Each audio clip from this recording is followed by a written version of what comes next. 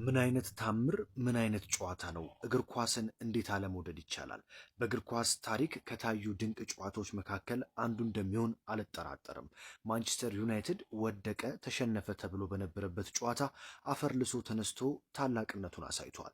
በነገራችን ላይ በዛሬው ጨዋታ ማንቸስተር ዩናይትድ ከረፍት በፊት ሁለት ግቦችን አስቆጥሮ ጨዋታውን ገደለው ቢባልም ኦሎምፒክ ሊዮኖች ከኋላ ሁለት ግብ አስቆጥረው በአቻ ውጤት ወደ ተጨማሪ ደቂቃ አምርቶ ነበረ።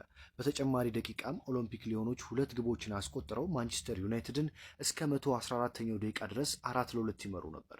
በ114 በ120 እና በ120 ፕላስ 1 ሶስት ግቦችን ማንቸስተር ዩናይትድ አስቆጥሮ ኦሎምፒክ ሊዮንን 5-4 ማሸነፍ ችሏል።